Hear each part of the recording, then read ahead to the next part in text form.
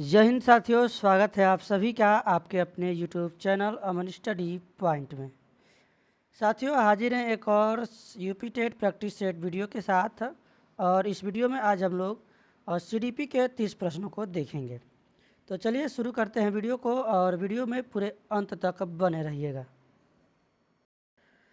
तो पहला प्रश्न है आपके स्क्रीन पर, विकास शुरू होता है उत्तर बाल्यावस्था से, प्रसव पूर्वावस्था से, शैशवावस्था से या फिर पूर्व बाल्यावस्था से। तो ऑप्शन आपके स्क्रीन पर है, आप लोग आंसर देने का प्रयास करेंगे। तो यहाँ पर बात करेंगे, विकास जो है यह शुरू होता है प्रसव पूर्व अवस्था से। यहाँ पर बी ऑप्शन सही हो जाएगा। और आप लोग वीडियो के अंत में अपना स्कोर जरूर बताएंगे कि 30 में से आपके कितने प्रश्न सही हो रहे हैं। बहुविध बुद्धि सिद्धांत के अनुसार सभी प्रकार के पशुओं, खनिजों और पेड़ पौधों को पहचानने और वर्गीकृत करने की योग्यता कहलाती है। ऑप्शन है तार्किक गणितीय बुद्धि, प्राकृतिक बुद्धि, भाषिक बुद्धि या फिर अस्थानिक बुद्धि। तो इस प्रश्न का आंसर होगा प्राकृतिक बुद्धि, बी ऑप्शन सही हो जाएगा। अधिकांश व्यक्तियों की बुद्धि औसत होती है, बहुत कम लोग प्रतिभा संपन्न होते हैं और बहुत कम व्यक्ति मंदबुद्धि के होते हैं। यह कथन रिक्त स्थान के प्रतिस्थापित सिद्धांत पर स्थापित, यानी किसके प्रतिस्थापित सिद्धांत पर आधारित है। ऑप्शन है आप सभी के स्क्रीन पर, आंसर बताएंगे। तो यहाँ पर जो है मानव बुद्धि का विकास जो है उसके वंशानुक्रम व अवतरण की अंतःक्रिया पर निर्भर करता है। तो यहाँ पर जो है इसमें आंसर की अगर बात करेंगे तो यह हो जाएगा बुद्धि के वितरण के प्रतिस्थापन सिद्धांत पर आधारित है। बी ऑप्शन इस प्रश्न का सही होगा। सहयोगी अधिगम में अधिक उम्र के प्रवीण विद्यार्थी छोटे और कम निपुण विद्यार्थी की मदद करते हैं। इसमें गहन प्रतियोगिता होती है, उच्च नैतिक विकास होता है, समूहों में द्वंद्व होता है या फिर उच्च उपलब्धि और आत्मसम्मान विकसित होता है।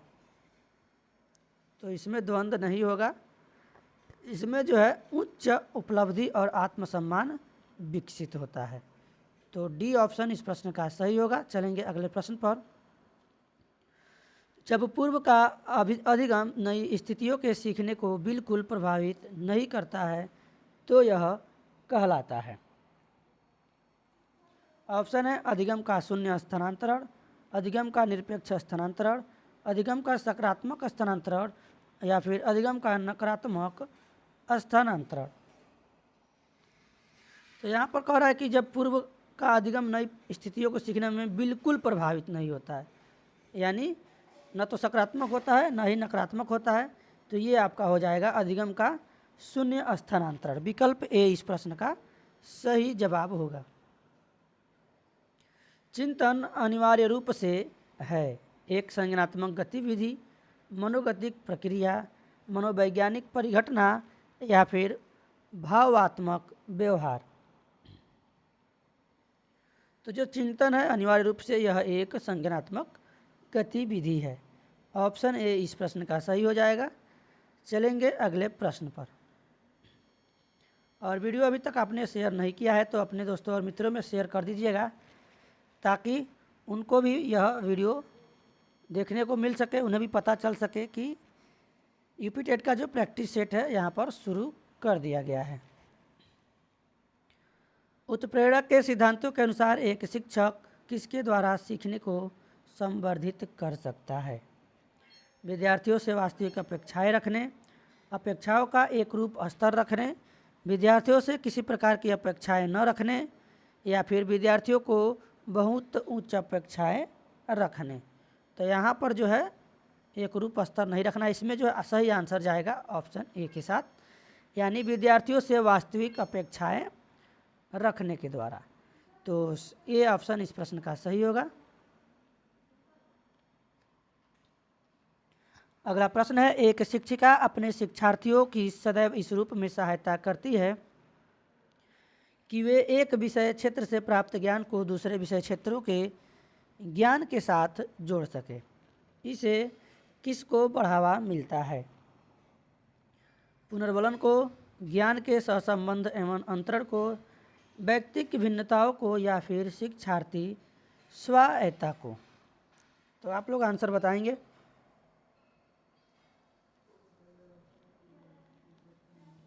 तो इससे जो है ज्ञान के सहसंबंध एवं अंतरण को बढ़ावा मिलता है। बी ऑप्शन जो है इस प्रश्न का सही होगा। सृजनात्मकता मुख्य रूप से किससे संबंधित है? मॉडलिंग, अनुकरण, अभिसारी चिंतन, या फिर अपसारी बहुविध चिंतन से? तो सृजनात्मकता मुख्य रूप से किससे संबंधित है? यह जो है बहुविध यानी अपसारी चिंतन से संबंधित है। डी के साथ आंसर लगाएंगे।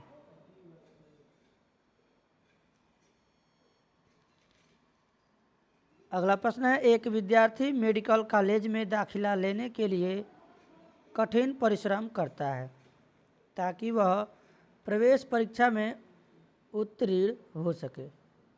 यह विद्यार्थी किस रूप से अभिप्रेरित है? ऑप्शन है व्यक्तिक, अनुभाविक, आंतरिक, या फिर बाह्य। तो एक विद्यार्थी जो है मेडिकल कॉलेज में दाखिला लेने के लिए कठिन परिश्रम करता है ताकि वह प्रवेश परीक्षा में उत्तीर्ण हो सके। तो यह जो विद्यार्थी है आंतरिक रूप से क्या है? अभिप्रेरित है। सी वाला ऑप्शन इस प्रश्न का सही हो जाएगा।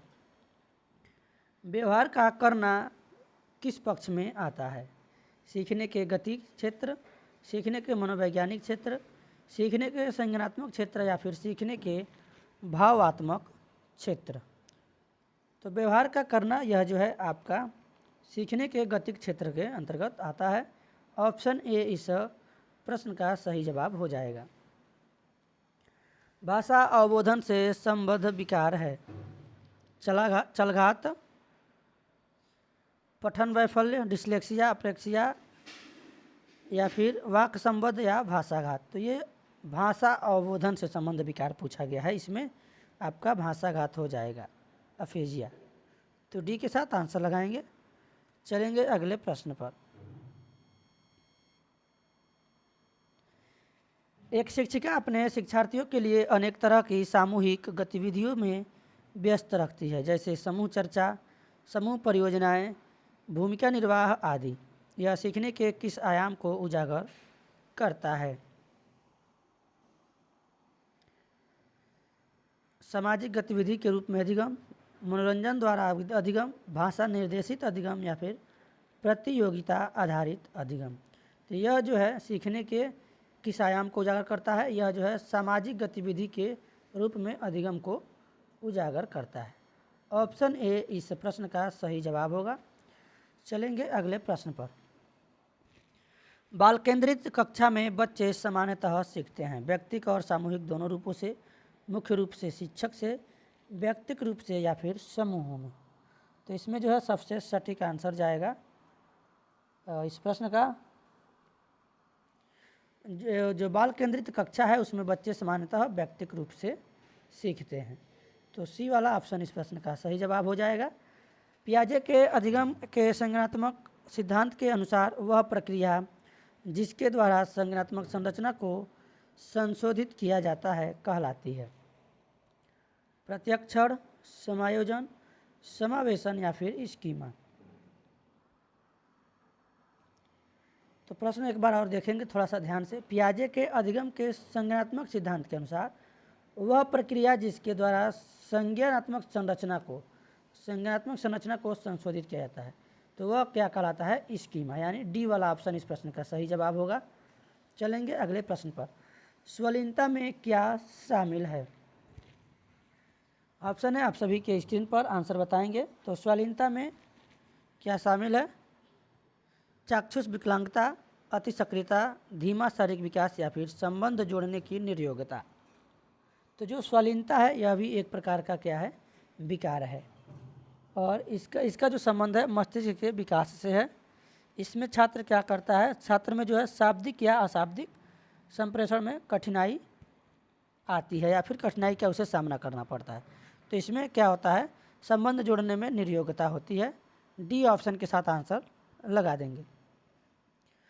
डिसलेक्सिया मुख्य रूप से किसकी समस्या से संबंधित है?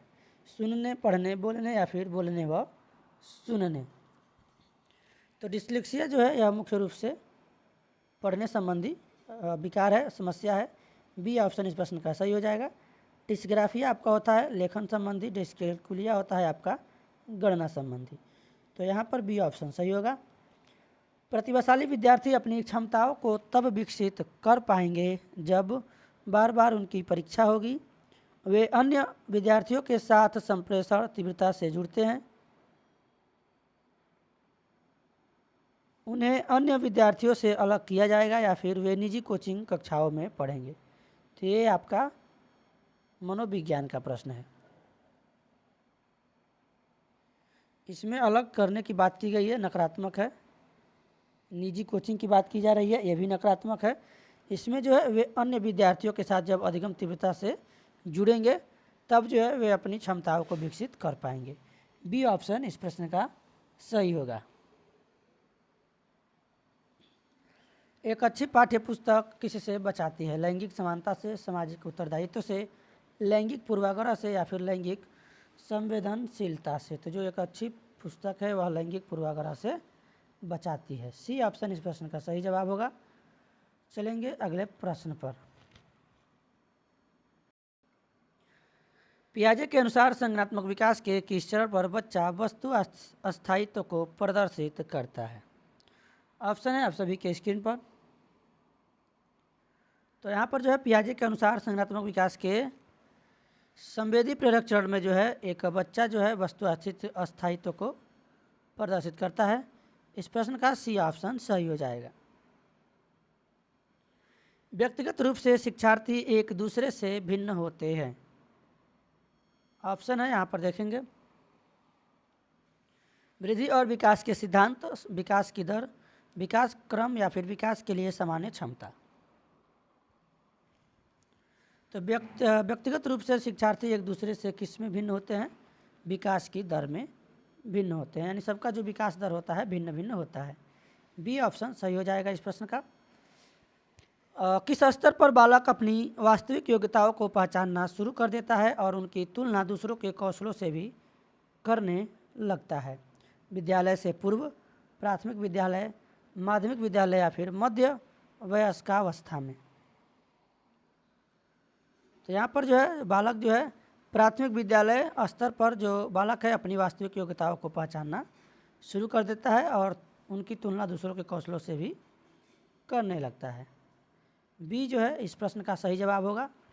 कोहलबर्ग के अनुसार सही और गलत के प्रश्न के बारे में निर्णय लेने में शामिल चिंतन प्रक्रिया को कहा जाता है? सहयोग की नैतिकता, नैतिक तर्कड़ा, नैतिक यथार्थवाद या फिर नैतिक दुविधा। तो इसको जो है नैतिक यथार्थवाद कहा जाता है। सी ऑप्शन सही हो जाएगा। नैतिक तर्कड़ा का सिद्धांत किसने दिया है? यह भी प्रश्न आपके यूपी टेट में प्रीवियस ईयर पेपर में पूछे गए हैं। कोहलबर्ग के द्वारा ये प्रश्न पूछा गया है। तो इसी से संबंधित ये भी प्रश्न है आपका, और सी के साथ आंसर लगाएंगे। अगला प्रश्न है, एक विद्यार्थी अपने समकक्ष व्यक्तियों के समूह के प्रति आक्रामक व्यवहार करता है और विद्यालय के मानदंडों को नहीं मानता। इस विद्यार्थी को किसमें सहायता की आवश्यकता है? ऑप्शन है भावात्मक क्षेत्र, उच्च स्तरीय चिंतन कौशल, संज्ञानात्मक क्षेत्र या फिर मनोगत्यात्मक क्षेत्र में। तो इस बालक को जो आवश्यकता है उसे भावात्मक क्षेत्र में आवश्यकता, सहायता की आवश्यकता है। तो ए ऑप्शन इस प्रश्न का सही जवाब होगा। चलेंगे अगले प्रश्न पर। शिक्षकों को यह सलाह दी जाती है कि वे अपने शिक्षार्थियों को सामूहिक गतिविधियों में शामिल करें क्योंकि सीखने को सुगम बनाने के अतिरिक्त ये किसमें सहायता करती है?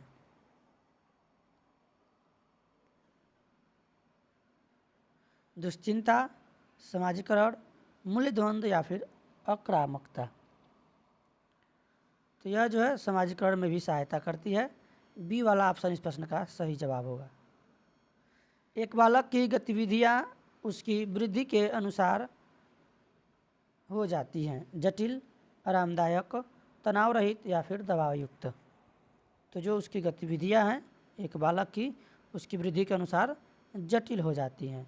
तो यहाँ पर जो है ए वाला ऑप्शन सही हो जाएगा। विकास एक कभी न खत्म होने वाली प्रक्रिया है, यह विचार किससे संबंधित है?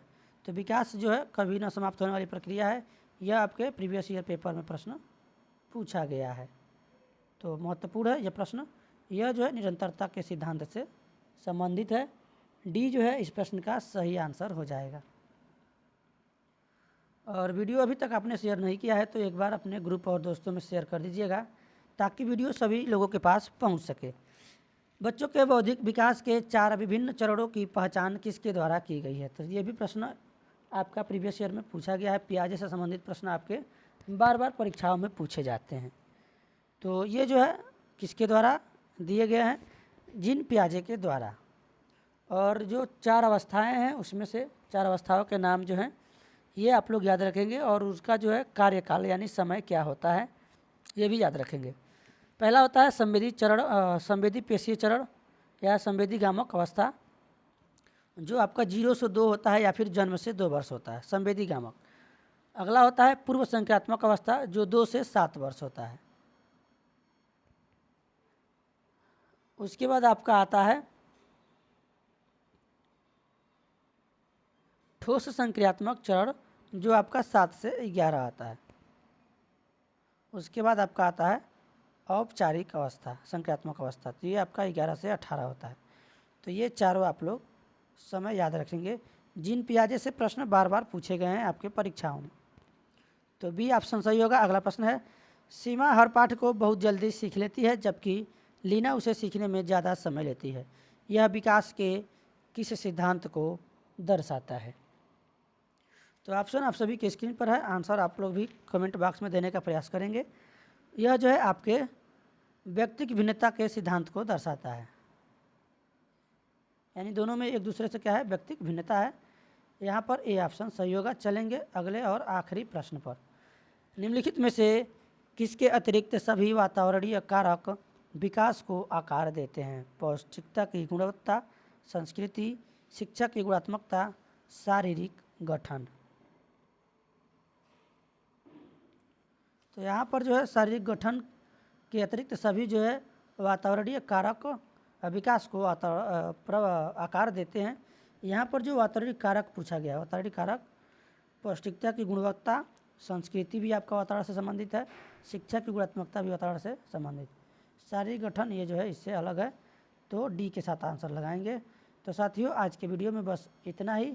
अगर वीडियो पसंद आया हो और आप लोगों की इच्छा हो तो आप लोग वीडियो को लाइक कर देंगे और अभी तक वीडियो को शेयर नहीं किया है तो अपने दोस्तों में शेयर भी कर दीजिएगा।